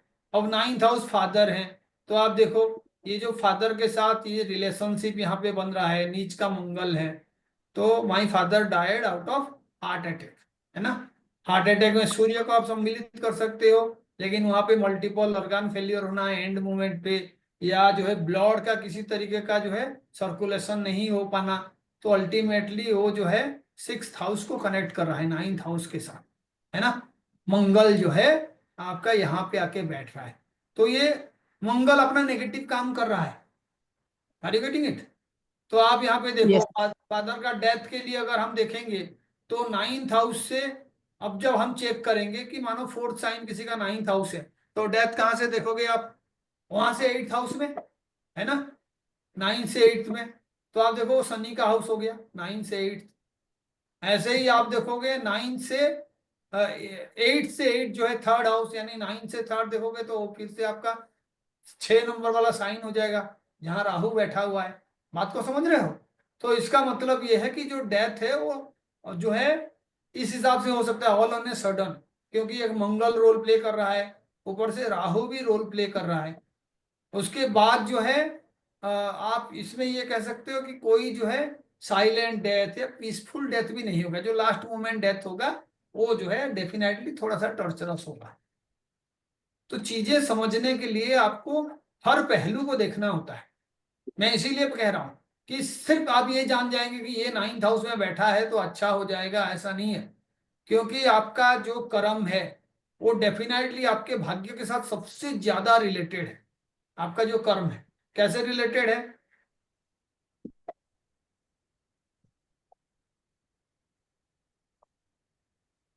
जो प्रेजेंट कर्म आप कर रहे हो 10th हाउस है, लेकिन जो आप कर्म कर दिए हो वो 6th हाउस है। तो देखो भाग्य से कौन सा हाउस है वो, 10th. तो इसका मतलब है आप लाइफ में क्या करोगे वो एक हिसाब से प्री डिसाइडेड है, क्या करोगे वो प्री डिसाइडेड है। लेकिन इंसान के पास इतना ज्यादा पावर होता है कि वो सारे रूल्स रेगुलेशंस को तोड़ सकता है। आप में कई सारे एनर्जीज पहले से ही हैं। बहुत सारे बच्चे आपने देखा होगा जो शुरू में बहुत अच्छा पढ़ते हैं और कुछ दिन के बाद उनका पढ़ाई लिखाई बिल्कुल ना के बराबर हो जाता है। उसके पास पढ़ाई के लिए स्किल्स है, उसका इंटेलिजेंस है, लेकिन वो वेवार्ड बन गया। उसको ये पता ही नहीं हुआ कि उसका वो टैलेंट उसको कहाँ लेके जाएगा। हर इंसान के लाइफ में एक टाइम आता है जब उसको डाउट लगता है, सेल्फ डाउट, क्या मैं ये कर पाऊंगा, क्या मेरे में ये टैलेंट है। उसको लगने लगता है कि मेरे पास कुछ भी नहीं है, मैं टैलेंटेड नहीं हूं। ऐसे कुछ पढ़ लिया था तो मेरे क्लास 10 में या 12th में रिजल्ट अच्छा हो गया था। यानी उसका खुद का सेल्फ डाउट उसको धीरे धीरे ग्रास कर लेगा। ये 9 और 6 वाले कॉम्बिनेशन हैं, भाग्य के साथ पास्ट लाइफ का कॉम्बिनेशन। कई लोग हैं अपने पास्ट लाइफ के बारे में बार बार बोलते रहते हैं, वही उनका कर्म है। मैं ये था, मैं वो था, मेरे पापा ये थे, हमारे वंश में ये किया गया था। इसका मतलब है उसका कर्म ही है पास्ट को बार बार याद दिलाना, पास्ट के बारे में बार बार बोलना। तो उसके लिए बचा कुछ नहीं है कर्म करना। आप 9th हाउस का मतलब है जो रिजल्ट पा रहे हो that is your 9th house. Simple, आप समझ जाओ, whatever result you are getting that is because of your 9th house. आपके भाग्य में वो चीज है। लेकिन भाग्य ऐसा कोई चीज नहीं है कि आप कुछ नहीं किए हो और बदले में मिल रहा है। भाग्य आपका कर्म है। और वो कौन सा कर्म है? कल जो करोगे वो वाला कर्म नहीं है, 6 महीने के बाद जो करोगे वो वाला कर्म नहीं है। जो कर्म आपने ऑलरेडी कर रखे हो वही कर्म का रिजल्ट है। उसी का हैप्पीनेस आपका 9th हाउस है, पास्ट कर्मा का हैप्पीनेस है ना, डेली रूटीन का हैप्पीनेस। क्योंकि 6th हाउस आपका डेली रूटीन है। आप जो करोगे उसके बदले में जो रिजल्ट है वो क्रिया का रिजल्ट आपका 9th हाउस है। तो इसीलिए अल्टीमेटली 9 और 6 का कॉम्बिनेशन होना ही होना है। और अगर काल पुरुष कुंडली में देखोगे तो 6 और 9 बाधक रिलेशनशिप में है, इजंट इट? यस। इसका मतलब ये नहीं कि आप छोटा सा कर्म कर दिए, 2 लोगों को खाना खिला दिए तो आपका भाग्य परिवर्तन हो जाएगा। इट विल टेक टाइम, जरूरत से ज्यादा मेहनत करना होगा। जब आपका मन कह दे नहीं भाई मेरा तो और होगा नहीं, ये वाला हैबिट को मैं और कंटिन्यू नहीं कर सकता, ये बहुत डिफिकल्ट है, उसके बाद कंटिन्यू करोगे तभी जाके वो रिजल्ट दिखाएगा, है ना। लोग कहते हैं 21 दिन कोई भी खराब हैबिट को आप छोड़ दिए तो यूजुअली वो हैबिट छूट जाता है। 21 दिन कोई अच्छा हैबिट आपने फॉलो कर लिया तो आपका वो अच्छा हैबिट बन जाता है। ये भी यही रूल है। वो जो मैंडेटरी पीरियड है उससे बियॉन्ड आपको जाना पड़ेगा, तभी जाके 6 और 9 का कॉम्बिनेशन होगा। शनि किसी के भाग्य के हाउस में आ गया इसी एरीज वाला कुंडली में, बताओ ये अच्छा है बुरा है? Bad. Bad, अब sir. जो बैड है ना, ये सिर्फ जो बुकिश नॉलेज हम लोगों के पास है, वैदिक वाला आधा नॉलेज है ना, कि कोई भी प्लानेट अपने साइंस से 12th में चला जाए तो खराब रिजल्ट देता है। हमने इतना ही पढ़े हैं। लेकिन यहाँ पे इसका अर्थ ये भी है कि शनि अपने से 12th में गया हुआ है। ऐसा इंसान जो घर से दूर जाके कर्म करेगा तो उसका भाग्य में वृद्धि होगा। ऐसा इंसान जो फॉरेन कंट्री के साथ एसोसिएटेड कर्म करेगा तो उसके भाग्य में वृद्धि होगा। ऐसा इंसान जो एजुकेशन फील्ड में काम करेगा तब उसके भाग्य में वृद्धि होगा। ये भी है क्योंकि 10th का लॉर्ड है, सैटर्न है, और 9th में आ गया इस पर्टिकुलर कुंडली चार्ट में। तो 9th हाउस हायर एजुकेशन का भी है, तो उसका जॉब कहाँ पे होगा तो अच्छा होगा जब वो पढ़ाएगा। इसका मतलब वो अपना कर्म को खर्च कर रहा है, आप अपना एनर्जी खर्च कर रहे हो, isn't it? Yes, sir. 11th का लॉर्ड 9th में आ गया। भाई शनि जब आपका 9th में आ गया तो शनि खाली 10th का तो लॉर्ड नहीं है ना, it is also the 11th Lord. Yes, sir. का लॉर्ड अपने से 11th में आ गया, फिर रावण वाला बात याद करोगे, बहुत ही अच्छा। हर चीज का 2 पहलू होता है, अच्छा और बुरा। जो जिसको फोकस करता है उसको वही मिलता है। Focus is the key point in astrology. आप अगर अपने चार्ट में हजारों नेगेटिव चीजें ढूंढोगे तो 1000 नेगेटिव चीजें मिलेगा। अभी मेरे कुंडली में मंगल जो है आके भाग्य के स्थान में बैठा हुआ है नीच का। अब मैं कहूंगा मंगल नीच का है, मेरे भाग्य में कुछ मिलेगा ही नहीं, भाई के साथ अच्छा रिलेशनशिप नहीं होगा क्योंकि मेरा मंगल नीच का है। अब मैं यही सोच रहा हूं तो मुझे यही मिलेगा, क्योंकि आप जो सोचते हो आप उसको अट्रैक्ट करते हो। सोचने में बहुत बड़ा पावर है। इसलिए जो भाग्य में नुकसान झेलते हैं वो लोग भाग्य को कोसते रहते हैं, इनडायरेक्टली अपने भाग्यों पे तरसते रहते हैं और ये तरसने की वजह से उनको और ज्यादा साल तरसना पड़ता है, क्योंकि वो अपने हैबिट में यही ले आते हैं, नेगेटिविटी। अब मेरे भाग्य यहाँ पे है तो मुझे पता है छोटा भाई भाग्य का कारण है, उसके साथ जितना अच्छा रिलेशन होगा मेरा भाग्य में वृद्धि होगा। मंगल चंद्रमा के साइन में बैठा हुआ है, मेरे भाई मेरे बिहाफ पे माँ को जाके मिल ले, माँ को कुछ खाना वगैरह दे दे, माँ का सुविधा असुविधा समझ ले, तो अल्टीमेटली वो मेरा भी भाग्य का वृद्धि का कारक होगा। मैं कुछ माँ के लिए करना चाहता हूँ, कर नहीं पा रहा हूँ, मैं अपने छोटे भाई को कह दूं भाई तुम पास में हो, थोड़ा सा मम्मी के पास चले जाओ, मम्मी को पास ले आओ, मम्मी को साथ ले आओ, मैं जाके भाई के साथ मम्मी के साथ रहना शुरू कर दिया। I am activating my 9th house. मुझे फोकस नहीं करना नेगेटिव चीजों पे। हर किसी के कुंडली में 100 नेगेटिव चीजें होता है, लेकिन अल्टीमेटली मिलता वही है जो 6th हाउस उसको दिलाता है, अपना डेली रूटीन, डेली लाइफ। तो 6th हाउस का प्लैनेट आपका जो है डेबिलिटेटेड है, आपके लाइफ में प्रॉब्लम्स कम होंगे, क्योंकि 6th का लॉर्ड डेबिलिटेटेड है। 9th में भाग्य में जाके बैठा हुआ है, इसका मतलब भाग्य में भी प्रॉब्लम कम होगा।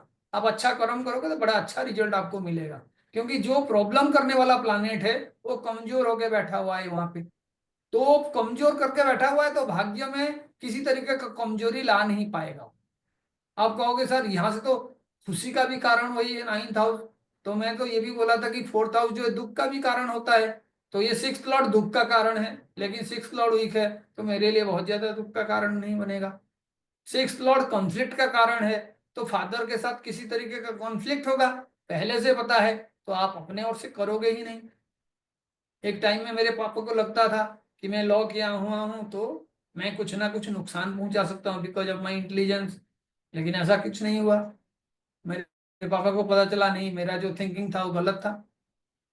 ये सारे चीजें आपके लाइफ में होते हैं, आज नहीं तो कल होगा, इससे पहले हुआ होगा, नहीं तो अल्टीमेटली उसका जो एंड रिजल्ट है वो आपको आपके स्क्रिप्ट के तहत मिलेगा। तो आप ये भाग्य वृद्धि के लिए जो भी चार्ट्स देख रहे हैं, कोई भी प्लैनेट वहां पे आ जाए, अगर आपके भाग्य वृद्धि में जो प्लैनेट सहायक हैं उनका लिस्ट पहले आपको बनाना है ना, भाग्य वृद्धि में जो सहायक प्लैनेट्स हैं। तो मुझे बताओ किसी के कुंडली में भाग्य वृद्धि में सहायक प्लैनेट कौन कौन से, टेल मी। इतना एस्ट्रोलॉजी पढ़े हो, बताओ मुझे कौन आपके कुंडली में भाग्य वृद्धि में सहायक प्लैनेट है। 159, 9th, 11th, 2nd. सारे हैं आपके कुंडली के भी सारे प्लैनेट जो है मेरा भाग्य वृद्धि कर सकते हैं, लेकिन मैं डायरेक्टली पूछ रहा हूं किसी के कुंडली में भाग्य वृद्धि के लिए जो प्लैनेट्स हैं उनका कैसे लिस्ट बनाएंगे। तो पहला काम है 9th Lord, isn't it. Yes. उसके बाद जो प्लैनेट आके 9th में बैठा हुआ है, इजंट इट। Yes, sir. जो प्लैनेट 9th Jupiter. में बैठा हुआ है उसका नक्षत्र स्वामी। Yes. तो अल्टीमेटली मेरे लिए तो 3 डायरेक्ट प्लैनेट मिल गए। जैसे मानिए किसी का लिब्रा लगन है, तो बताओ उसका भाग्य का कारक कौन होगा। 9th का लॉर्ड भाग्य है ना, 9th का Yes. लॉर्ड उसका Yes. तो लिब्रा का 9th का लॉर्ड कौन होगा, Mercury, Moon. मर्क्यूरी। तो इसीलिए उसका एजुकेशन जो है उसके लिए भाग्य का कारण है। उसका कोई बेटी है तो बेटी उसके लिए भाग्य का कारण है। उसका कोई बिजनेस है तो बिजनेस उसके लिए भाग्य का कारण है। उसका कोई छोटा भाई बहन है तो भाग्य का कारण वो भी बन सकते हैं।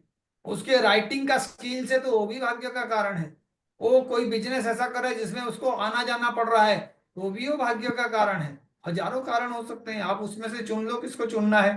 मैथमेटिक्स उसके लिए भाग्य का कारण है, एस्ट्रोलॉजी उसके लिए भाग्य का कारण है, बिजनेस स्किल सिखाना उसके लिए भाग्य का कारण है, टीचर बनना उसके लिए भाग्य का कारण है। क्योंकि 3rd और 7th का रिलेशन मैं वीनस और मरकरी के थ्रू कर रहा हूं। अब ये भाग्य का कारण तो बन गया लिब्रा लगन में, लेकिन पता चला यहाँ पे जो है आके बैठा हुआ प्लैनेट शनि है। अब बताओ अच्छा है कि बुरा है। अच्छा है। अच्छा ये है भी सर. योग कारक है, क्योंकि शनि जो है Yes, लिब्रा sir. लगन वाले कुंडली में 4th और 5th का स्वामी है। जी सर, अब Yes, sir. शनि और बुध का कॉम्बिनेशन बना ले, उसका भाग्य में वो बहुत तरक्की करेगा। और शनि और बुध का कॉम्बिनेशन क्या है, बुध टीचर है, शनि कर्म है टीचिंग का कर्म। बुध जो है बिजनेसमैन है, शनि कर्म है, किसी तरीके का बिजनेस। बुध जो है छोटे बहन है और शनि जो है कर्म है, उस बहन का शादी कराना, उस बहन को एजुकेटेड बनाना, उसके लाइफ में किसी तरीके का खुशहाली लाना, रेस्पॉन्सिबिलिटी निभाना छोटे भाई बहन के लिए, ये सारे आपको भाग्य ही प्रदान करेंगे। सिर्फ समझने में देरी है, लेकिन आपका भाग्य एनहेंस हो रहा है। कौन सा पीरियड में ये भाग्य जो है उभर के आएगा? Anybody who can say? Mercury की दशा में। मरकरी और शनि के दशा में, दोनों कॉम्बिनेशन में काम कर रहे हैं। मरकरी का दशा, शनि का अंतरदशा, मरकरी का अंतरदशा, शनि का प्रत्यंतर दशा। तो जो बहुत ही ऑप्टिमिस्टिक लोग होंगे, बहुत ज्यादा निराशावादी नहीं है, आशावादी हैं, उनके लिए तो दशा और प्रत्यंतर दशा में रिजल्ट ढूंढना है। हर जगह पे मरकरी और वीनस को ढूंढना है। तो पता चला सूर्य के दशा में भी जब मरकरी का अंतरदशा और शनि का प्रत्यंतर दशा आएगा, शनि का अंतरदशा और मरकरी का प्रत्यंतर हर दूसरे साल आएगा, उसके लिए भाग्य, इजंट इट? Yes sir. अब उसको उस भाग्य के साथ खेलना है, उसको वही सारे काम करना है। अब पता चला ये 7 नंबर का स्वामी 3 के साथ कनेक्शन तो कर दिया 9th हाउस का, लेकिन वो बैठा हुआ 10th हाउस में है। अब बताओ क्या होगा?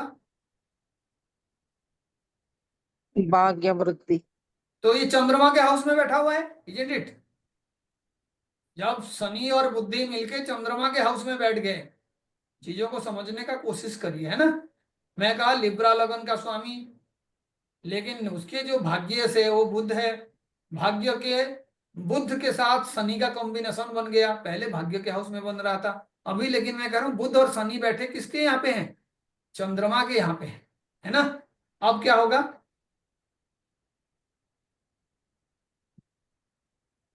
भाग्य में वृद्धि। तो चंद्रमा जो है अपना नेचर को छोड़ेगा नहीं। अगर चंद्रमा स्ट्रांग है तो चंद्रमा का कैरेक्टर वे भी कैरेक्टर है। चंद्रमा 0 से एक्सट्रीम पॉजिटिव, फिर एक्सट्रीम पॉजिटिव, एक्सट्रीम नेगेटिव, फिर पॉजिटिव, ऐसे 15-15 दिन में घूमता रहता है। 29 दिन में चंद्रमा का काया पलट होता रहता है, इजंट इट? Yes sir. तो इसका मतलब है उसको अपने मेंटल एक्यूमेन का खास ध्यान रखना होगा। सिर्फ भाग्य कुछ नहीं करेगा, चंद्रमा को अच्छा करना पड़ेगा उसको अपने रिजल्ट को अच्छा पाने के लिए। और चंद्रमा को अच्छा करने का मतलब है कि आप में पेशेंस होना चाहिए, आप में कामनेस होना चाहिए, आप में किसी भी पर्टिकुलर इवेंट्स को लंबे अरसे तक करने का काबिलियत होना चाहिए। क्योंकि बुध तो बच्चा है, उसको 10 दिन कोई काम अच्छा लगेगा, उसको चंद्रमा का नेचर बड़ा अच्छा लगेगा। बुध भी फिकल माइंडेड है, चंद्रमा भी जो है कांस्टेंट नहीं रहता, शनि बिल्कुल उसका ऑपोजिट है। तो वहां पे आपको कोई स्ट्रिक्टनेस जो है आपके लाइफ में होना चाहिए। तो पता चला आपके माँ ही वही कारक है जो आपके भाग्य वृद्धि के लिए जरूरत से ज्यादा स्ट्रिक्ट है। वो पग पग में आपके ऊपर ध्यान रखा हुआ है। बहुत ही बढ़िया। पता चला चंद्रमा जो है अपने साइन से जाके 11th में बैठा हुआ है। अब तो ये तो और भी अच्छा कॉम्बिनेशन हो गया, क्योंकि जो चंद्रमा आपका भाग्य को वृद्धि करेगा प्रोफेशन के हाउस से करेगा, है ना। आपका प्रोफेशन हो गया ना, प्रोफेशन में बुध और शनि का इफेक्ट आ गया। लेकिन वो जो प्रोफेशन का प्लैनेट है अपने से 11th है। अगर आपका शनि अच्छा रहा, आप रिटिन कम्युनिकेशन वगैरह बहुत प्रॉपरली करते हो, रिसर्च का काम करते हो, जो जर्नल वगैरह में आप अपना पब्लिकेशंस करोगे, उसके वजह से टाइम टू टाइम आपका ग्रोथ हुआ, एकेडमिक ग्रोथ। समझना है, क्योंकि चंद्रमा ग्रोथ दे रहा है आपके चार्ट में। अपना फिकल माइंडेडनेस रहेगा। अच्छे लोगों का भी जिंदगी कोई ऐसे प्लेन लाइन की तरह चलता नहीं है, उनके लाइफ में उथल पुथल होता है। लेकिन ओवरऑल उथल पुथल होने के बाद भी आपका अगर प्रोग्रेस जो है 45 डिग्री एंगल में हो रहा है, then that is a good progress, है ना। शेयर मार्केट कभी भी स्ट्रेट लाइन में मूव नहीं करता, वो ऊपर नीचे जाता है। इनका लाइफ भी ऐसा ही होगा, लेकिन it will be a progressive line. समझना है, क्योंकि ये आपका एनवायरनमेंट है। आपका बुध और शनि कौन से एनवायरनमेंट में ग्रो करेंगे? In the 4th house environment, चंद्रमा के एनवायरनमेंट में। आप जहां पे भी रहो, आपका नेचर शनि तरह हो सकता है। हमेशा जो है मुंह को ऐसे बनाया जैसे किसी ने आपका लाख रुपए ले लिया है। लेकिन आप धीरे धीरे जब पीस, हैप्पीनेस, इन सारे चीजों पे ध्यान रखोगे तो आपका चंद्रमा भी टेम हो जाएगा। मन को हमेशा इंद्रियों को बस में रखना चाहिए, ये हमारा पुराणों में बार बार कहा जाता है। मन घोड़े की तरह दौड़ता है, उसको कंट्रोल करने के लिए आपके पास नियंत्रण होना चाहिए। तो यहाँ पे बुध और शनि जो कॉम्बिनेशन बना रहे हैं 10th हाउस में, उसको फ्लक्चुएट करने का कैपेबिलिटी किसके पास है? चंद्रमा चंद्रमा। के पास। उसको कंट्रोल करो, चीजें सही हो जाएगा। ये बहुत ही अच्छा कॉम्बिनेशन है।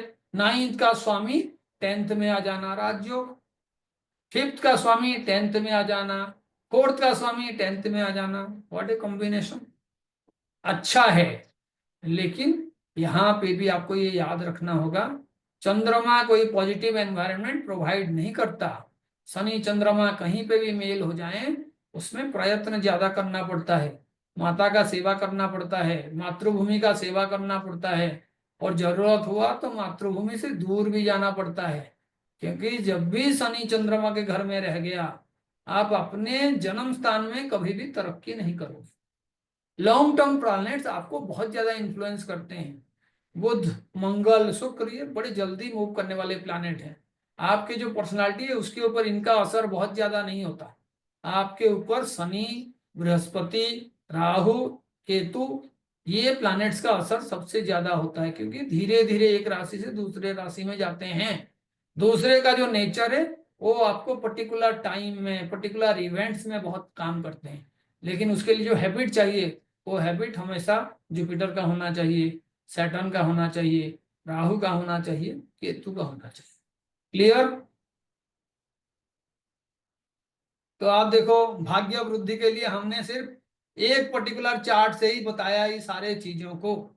लेकिन आप कहोगे कि भाग्य वृद्धि के लिए सर 10th हाउस कैसे रोल प्ले करेगा? तो आप देखो, आपका कर्म स्थान में जो भी आपका एनर्जी है, उसको जो स्पेंड करोगे, that is your 9th house.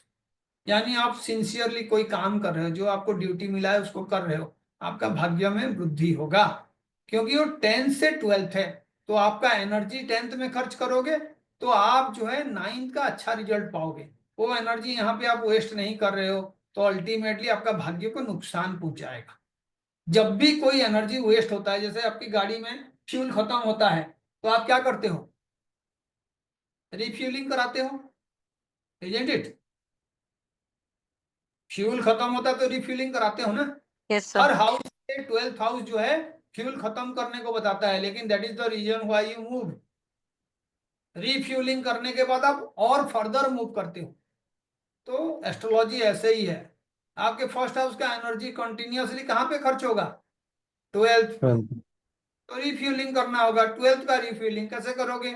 Charity करना, प्राइवेट टाइम में किसी तरीके का जो है मंत्र का उच्चारण करना, किसी दूसरे को हेल्प करने के लिए कोई काम करने का प्लान करना, कोई फॉरेन लैंग्वेज सीखना, कोई फॉरेन यूनिवर्सिटी के साथ एसोसिएशन करना, कोई फॉरेन कल्चर के साथ एसोसिएट करना, लॉन्ग टर्म इन्वेस्टमेंट करना।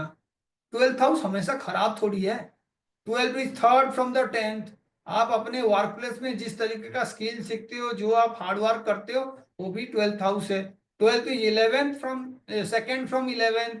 तो इसका मतलब है कि आप जो भी पैसा कमाते हो, उससे आप फर्दर कैसे पैसा कमाते हो, सेकेंड आपका स्टेज ऑफ इनकम है। आपने सैलरी से 2 लाख कमाया, उसमें से 1 लाख इन्वेस्ट कर दिए, जो फर्दर गेन होगा वो 12th हाउस है। सेकेंड से 11th है, पैसे से पैसा कैसे कमाते हो, वो भी 12th हाउस है। थर्ड से 10th है, आपके छोटे भाई बहन जो काम कर रहे हैं प्रोफेशनली, आप उनको कैसे हेल्प कर रहे हो, वो भी 12th हाउस है। आप जो राइटिंग स्किल करते हो, उसको आप कैसे प्रोफेशन के तौर पे यूज करते हो, यानी आप ऑफिस में जॉब कर रहे हो लेकिन आप कुछ लिख रहे हो, कुछ पढ़ा रहे हो, कुछ आप क्लासेस वगैरह कर रहे हो, वो सारे 12th हाउस है। तो अल्टीमेटली आप जो है रीफ्यूलिंग कर रहे हो 12th हाउस को, किसको गेन मिलेगा? फर्स्ट हाउस को, क्योंकि आप गाड़ी चला रहे हो। फर्स्ट हाउस आपका गाड़ी है, जीवन का गाड़ी। तो आप जैसे जैसे फर्स्ट हाउस को यूज करोगे, उसका एनर्जी 12th में खत्म होता जाएगा, क्योंकि एनर्जी आपका स्पेंड होगा तभी जाके वो वर्क डाउन होगा, काम करोगे। एनर्जी बिना स्पेंड किए कोई काम नहीं होगा। और जब एनर्जी खत्म हो जाएगा 12th हाउस का, तो आप फिर रिफ्यूलिंग कर दोगे। तो रिफ्यूलिंग कितने तरीके से हो रहा है देखो। 9th से कौन सा हाउस है? 12th। 4th हाउस, आपका फादर का खुशी 12th हाउस है, क्योंकि 9th हाउस फादर है। आपका फादर का मन है कोई जगह घूमने के लिए, वो बेचारा जा नहीं पा रहे, उनको सहारा चाहिए। आपने अपने जॉब से 3 दिन निकाला, उनको जगह घुमा दिए, इससे बड़ा रेमेडी है ही नहीं। 8th हाउस से कौन सा हाउस है? 5th हाउस है 12th। तो पता चला आपके इन लॉज हैं, उनमें से कुछ ऐसे लोग हैं जिनको आप कोई स्किल सिखा रहे हो, या उनको आप किसी अच्छा एडवाइस दे रहे हो, या आप उनके साथ मिलके कोई क्रिएटिव काम कर रहे हो, अल्टीमेटली वो भी आपके लिए बेनिफिशियल है। 7th से 6th है, डेली रूटीन में आपके स्पाउस के साथ आप कुछ कर रहे हो, रोज घूम रहे हो, कोई चीज सीख रहे हो, सुडोकू टाइप का कोई गेम खेल रहे हो, मूवीज देखने जा रहे हो, you are spending time together, quality time, that is also 12th। Refuelling हो रहा है। 6th से 7th हाउस है, कोई लोन है उसको खत्म करने का काम कर रहे हो, तो आप 12th पे ही काम कर रहे हो। कोई बीमारी है उसको ठीक करने के लिए आप प्रॉपर हेल्थ का ख्याल रख रहे हो, डाइट्स ले रहे हो, वो भी 12th है, क्योंकि ये उसके अगेंस्ट में काम करेगा। इसको किसी तरीके से कंट्रोल करने का मतलब है you are working on the 12th। 5th से कौन सा हाउस है? तो आप देखिए 5th से 8th हाउस है। आपके बच्चों का जो बिहेवियर है उसको परिवर्तन करने का कोशिश भी 12th हाउस है। आपका बच्चों का कोई बिहेवियरल जो है चेंजेस आप देख रहे हो, बड़े लोगों को रेस्पेक्ट नहीं कर रहे हैं, आलतू फालतू की चीजें बोल रहे हैं, या आप जो उनसे एक्सपेक्ट करते हो उनका बिहेवियर उस लेवल का नहीं है, आप उसको चेंज करने के लिए कोई पॉजिटिव वे ढूंढते हो, वो चेंजेस आपका 12th हाउस है। मदर से देखिए 9th हाउस है, तो माँ के एजुकेशनल कोई एस्पिरेशन है उसको भी कोई फुलफिल कर सकता है। आपका मम्मी कह रही है मुझे कोई किताब लिखना है, मेरा कोई आइडिया है बेटा, उसको किस तरीके से जो है ट्रांजिटिव फॉर्म में ले आएंगे, तब भी आपका 12th हाउस का काम हो रहा है। तो इसीलिए कोई भी हाउस पॉजिटिव या नेगेटिव हर किसी के लिए नहीं होता है। जो लोग फॉरेन में रहते हैं उनके लिए 12th हाउस 1st हाउस से भी इंपॉर्टेंट बन जाता है, क्योंकि वो ट्रांसफॉर्म हो गए हैं। अब ट्रांसफॉर्मेशन कैसे देखोगे?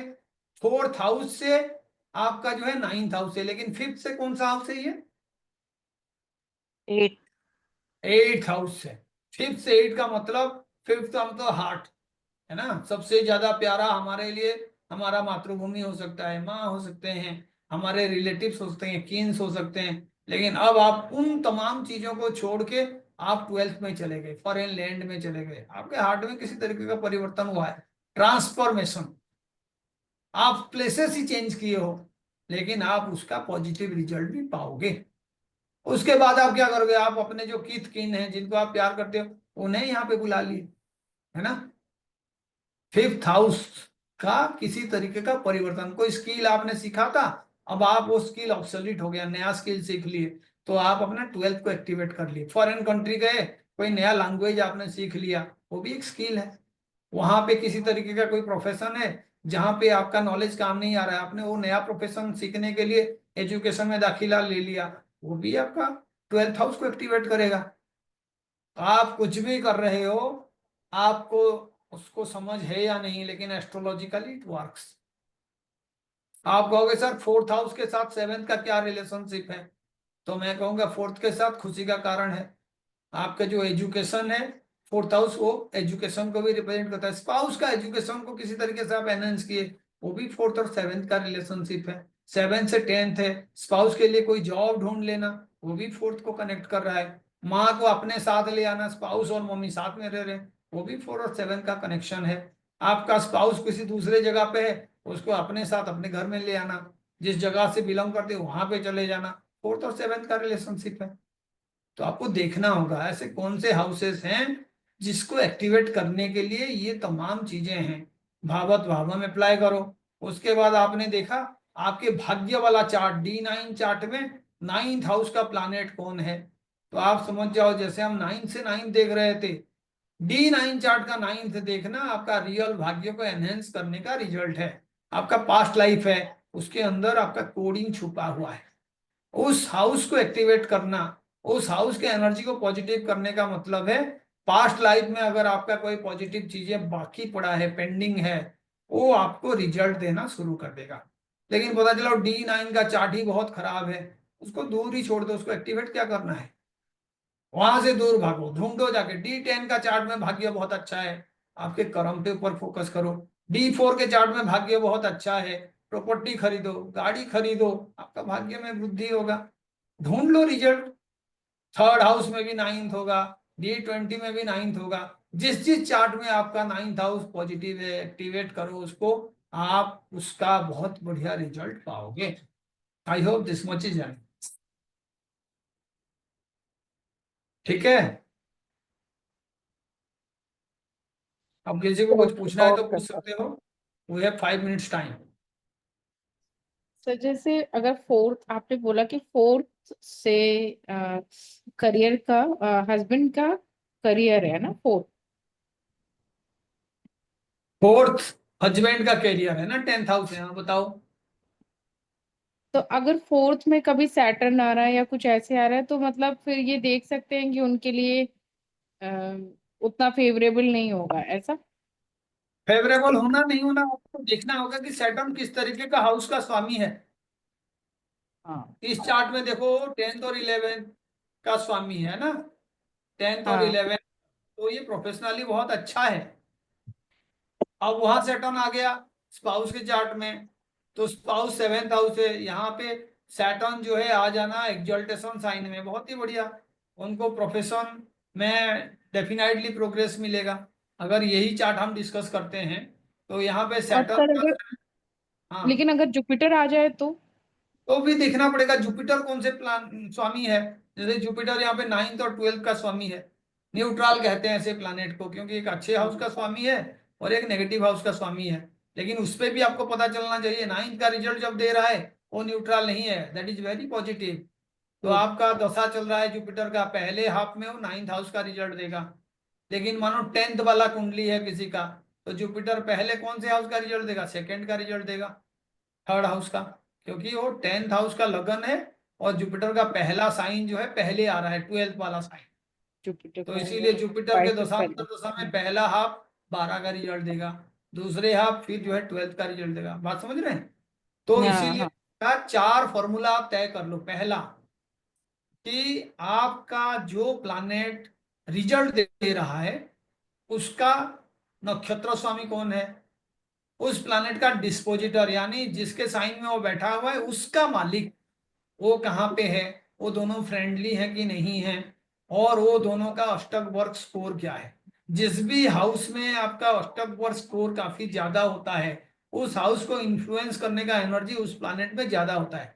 फॉर एग्जाम्पल 6th हाउस का कोई प्लानेट है, आपने देखा उसमें मरकरी को जो है 6 पॉइंट मिला हुआ है, इसका क्या अर्थ है, आपके 6th हाउस में स्ट्रॉन्ग है मरकरी, हाँ 6 पॉइंट मिला है, 8 पॉइंट मिला है, क्या अर्थ है उसका, बहुत अच्छा है, मतलब वो बहुत अच्छी बहुत अच्छा नहीं है। स्ट्रेंथ है। मरकरी का एनर्जी बहुत ज्यादा, Bad है, bad. मरकरी का एनर्जी बहुत ज्यादा है। उसको हम्म अच्छा या बुरा आप बनाओगे, अदरवाइज उसको फ्री मोड में छोड़ दोगे तो नेगेटिव का काम करेगा, क्योंकि दैट इज 6th हाउस। तो आप क्या करोगे, पढ़ाई लिखाई पे बहुत ज्यादा ध्यान दोगे, कोई भी पर्टिकुलर आप काम कर रहे हो उसको आप जो है राइटिंग फॉर्म में लिखोगे, उसको सेव करके रखोगे, डॉक्यूमेंटेशन प्रॉपर करोगे, ये सारे काम मरकरी का है। आप उसको फ्री मोड में छोड़ दिए तो क्या होगा, वो 6th हाउस का नेगेटिव रिजल्ट ही देगा आपको, क्योंकि 6th house is by default a negative sign. यानी ओके। अब और Sir, question.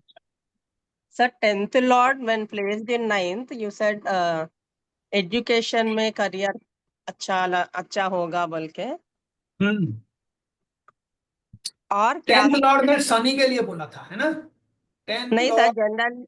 Generally suppose Mercury है 10th Lord in जनरली भी 9th. देखेंगे तो भी आप देखो यूजुअली उस प्लानेट का एनर्जी वेस्ट होता है ना, जब वो 12th में चला जाए। तो मैंने उसके लिए बहुत बढ़िया एग्जांपल दिया था रिफ्यूलिंग वाला, है ना।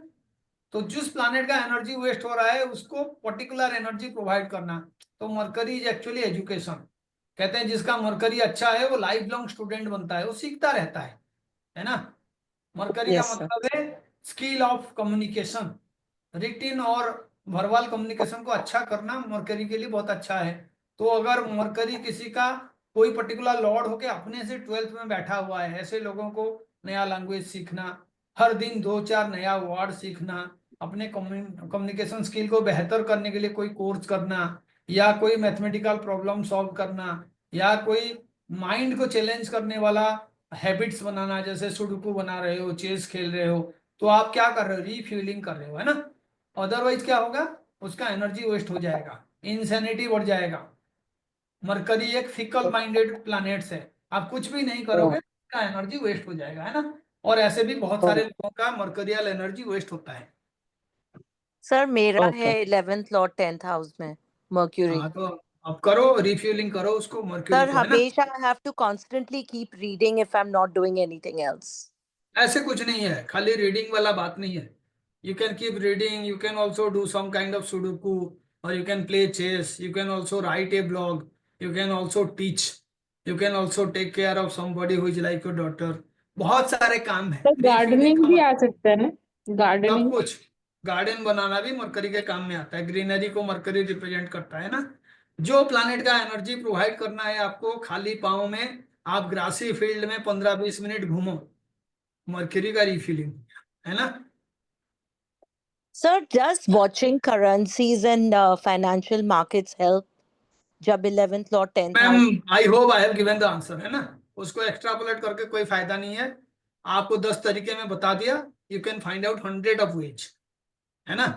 मैं यूजुअली लोगों को ना कुकिंग सिखाता हूँ, मैं ये दाल ऐसे बनाते हैं, बनाने के टाइम वेस्ट समझता हूँ। तो I hope I have given the answer to all of you. Next जी क्लास सर। में फिर बात करेंगे, है ना। जी सर, थैंक यू सर। नमस्कार। Thanks a lot, Okay, sir. sir. Thank you. Namaskar. Thank you. Thank you, sir. नमस्कार जी, नमस्कार।